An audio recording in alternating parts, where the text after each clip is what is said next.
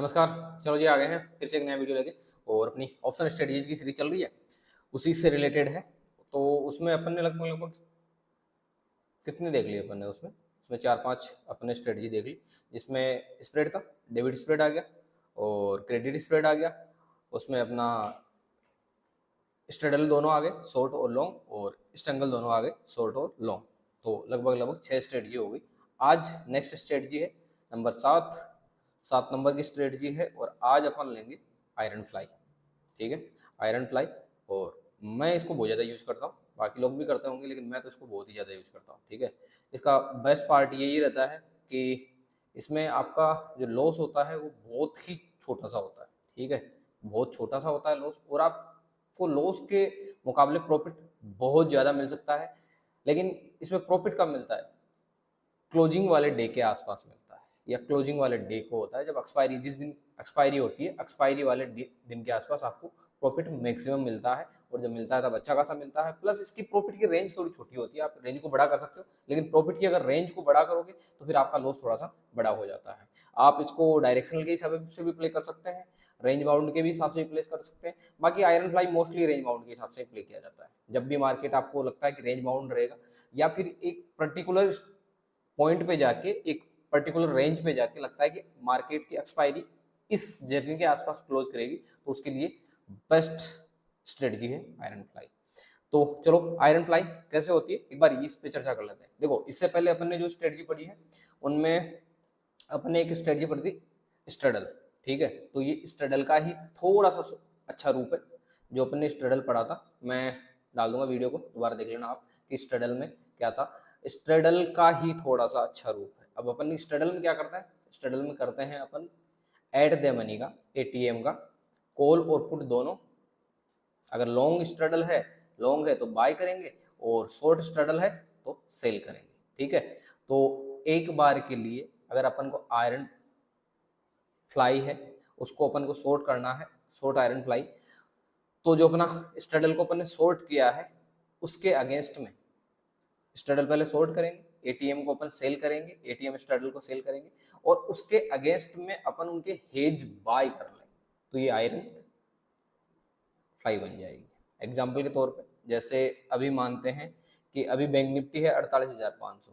ठीक है, 48,600 ले लेते हैं, तो अपन क्या करेंगे, 48,600, 48,600 की सीई और पीई। ठीक है, सीई और पीई दोनों को शॉर्ट कर देंगे। ठीक है, 48,600 को अपन कॉल भी सेल कर दिया, पुट भी सेल कर दिया। अब क्या करेंगे, अब आप पे डिपेंड करता है कि आप कितनी रिस्क लेना चाहते हो। इसका एक ऊपर, एक स्ट्राइक प्राइस ऊपर 48,700, तो 48,700 की आप कॉल बाय कर लो। इसको सीई को क्या करना है, बाय करना है। और एक स्ट्राइक प्राइस नीचे, यानी कि 48,500, 48,500 की एक लॉट पी का बाई यहाँ भी करना है, यहाँ सी बाई करना है, यहाँ पी बाई करना है। ठीक है, तो ये इस तरीके से जो स्ट्रेटजी बनेगी वो कहलाएगी अपनी आयरन फ्लाई। अब इसका डायग्राम किस तरीके से बनेगा, अपन जब स्ट्रेडल बनाते हैं तब कैसा बनता है, कुछ इस तरीके का बनता है क्या, इस तरह का। ठीक है, चलो मैं एक बार डिप्लॉय करके दिखा देता हूँ कि किस तरीके से बनता है। चलो, तो ये अपना ऑप्स्टा पे आ गए, और मैं बैंक निफ्टी का चार्ट ले लेता हूँ, और इसमें एक्सपायरी ले लेता हूँ नेक्स्ट 16 अप्रैल की जो एक्सपायरी है इसमें।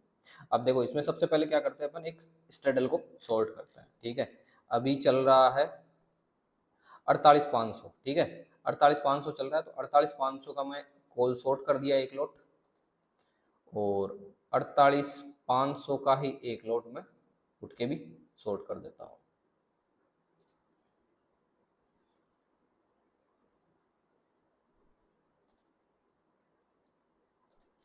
एक लॉट मैंने पुट का भी शॉर्ट कर दिया, तो अपनी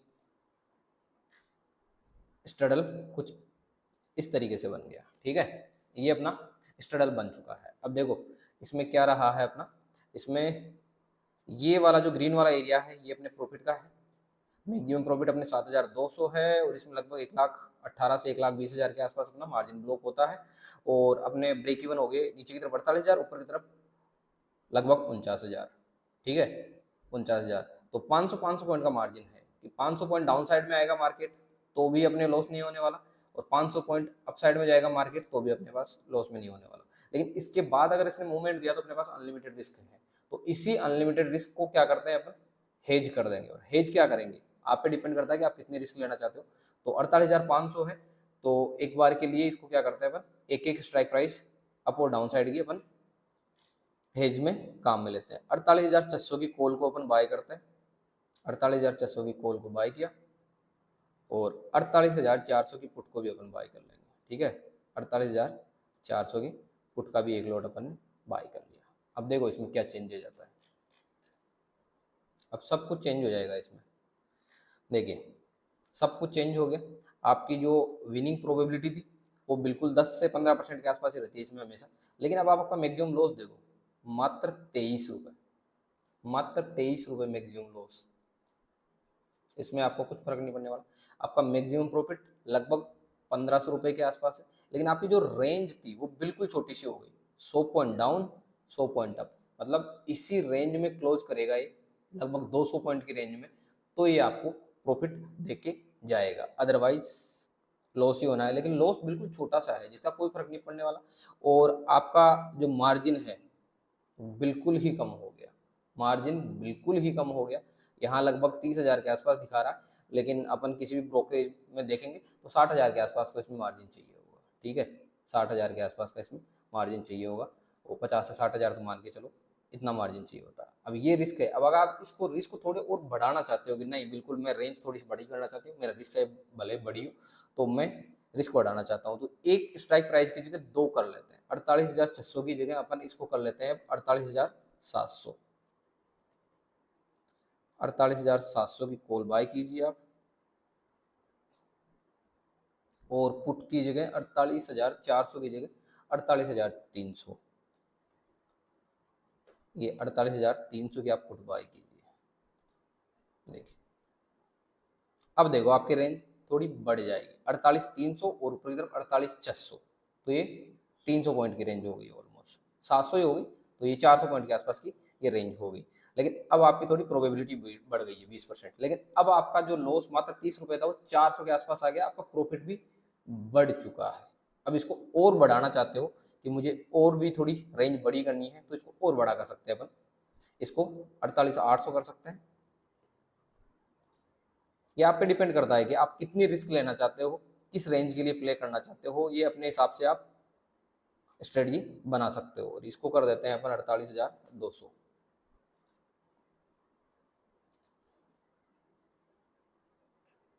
ठीक है, अब देखिए अब आपकी रेंज और बढ़ गई है 265 से 735। ठीक है, अब लेकिन आपका प्रॉफिट भी बढ़ा है, लेकिन आपका लॉस भी बढ़ चुका है। ठीक है, अब आपका लॉस भी 1,000 रुपए के आसपास पहुंच चुका है, लेकिन फिर भी 1:3 से भी ज्यादा है आपका रिस्क रिवार्ड। तो इस तरीके से अगर ये स्ट्रेटजी आप डिप्लॉय करते हो और आपकी 27% के आसपास की प्रोबेबिलिटी हो जाती है। ठीक है, ये अब आप पे डिपेंड करता है कि आप कैसे करते हो। अगर आपको एटीएम बेचना है, एटीएम बेच के आप आयरन फ्लाई बना सकते हो। अब आपको लगता है कि नहीं एटीएम नहीं, ये डायरेक्शनल जाने वाला मार्केट, डायरेक्शनल जाने वाला है, तो आप डेबिट स्प्रेड बना सकते हो, क्रेडिट स्प्रेड बना सकते हो, और बहुत सारी स्ट्रेटजीज बना सकते हो। लेकिन अपन ने जो जो पढ़ी है उनके हिसाब से ये चीजें बना सकते हो, डेबिट और क्रेडिट स्प्रेड बना सकते हो। या फिर आपको लगता है कि ये डायरेक्शनल जाएगा, जैसे सपोज करते हैं अपन मैग्नेटिक के चार्ट पे चलते हैं, अब यहाँ से मार्केट में एक गिरावट आने वाली, जिस तरह का बन रहा है, कौन सा कैंडलस्टिक पैटर्न है ये, 3 कैंडल वाला बताया था ना मैंने। देखो देखे मेरे जो वॉच लिस्ट है उसमें जाके देखो, जब कैंडलस्टिक पड़ी थी अपन ने तब कौन सा वाला पैटर्न बना था, और ये वाला पैटर्न बनता है तब क्या होता है, एक गिरावट की संभावना बनती है। तो अपन सपोज करके देखते हैं कि मार्केट यहाँ तक गिरेगा, अगले वीक में मार्केट यहाँ तक आ सकता है, आपको ये लग रहा है ये वाली रेंज है 47,800 से 47,500 से 47,700 के बीच में, ये रेंज के आसपास आपको लगता है क्लोज करेगा कि यहाँ आके सपोर्ट मिल जाएगा, इसलिए आप ये सपोज कर रहे हो कि यहाँ तो आना ही चाहिए। तो आप 47,700 के आसपास की उम्मीद कर रहे हो, अभी 48,500 है 47,700 है, तो आप उम्मीद कर रहे हो कि यहाँ से 700 से 800 पॉइंट की गिरावट आएगी। तो इसी डायरेक्शन के हिसाब से आप फिर अपनी स्ट्रेटजी को चेंज कर दीजिए। आप क्या सेल करोगे, 47,700 लग रहा है ना आपको, तो इसको 47,700 में कन्वर्ट कर दीजिए। ठीक है, 47,700 की आप बेचिए कॉल, और इसको भी बेच दीजिए 47,700 की ही पुट। 47,700 की पुट, ठीक है। और अब जो हेज बाय करोगे 47,700 से आप 3 स्ट्राइक प्राइस ऊपर करना चाहते हो तो इसको 48,000 को बाय कर लीजिए, इसको बाय कर लीजिए आप 48,000 को।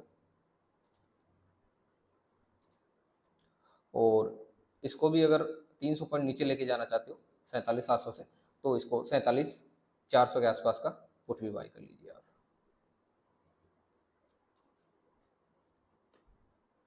47,400 का पुट भी बाय कर लीजिए।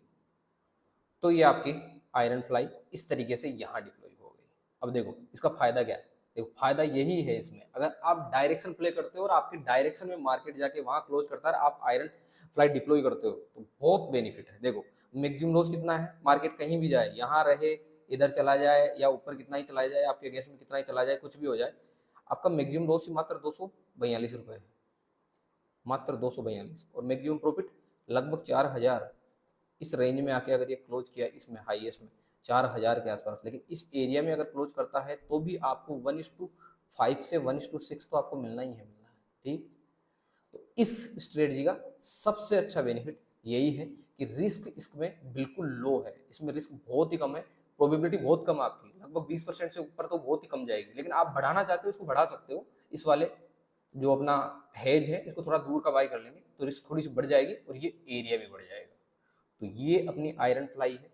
आयरन फ्लाई आप कहीं भी डिप्लॉय कर सकते हो, एटीएम पे, ओटीएम पे, इन द मनी पे, आप जहां डिप्लॉय, क्योंकि एक तो अगर आयरन फ्लाई डिप्लॉय करते हैं तो दोनों सेम स्ट्राइक प्राइस जो सेल करते हैं, तो एक तो इन द मनी होगी, जैसे इसमें कॉल है वो इन द मनी का है, पुट भले ओटीएम है लेकिन कॉल इन द मनी का है, तो ठीक है। इस तरीके से ये स्ट्रेटजी आप डिप्लॉय कर सकते हो, बहुत सही काम करती है।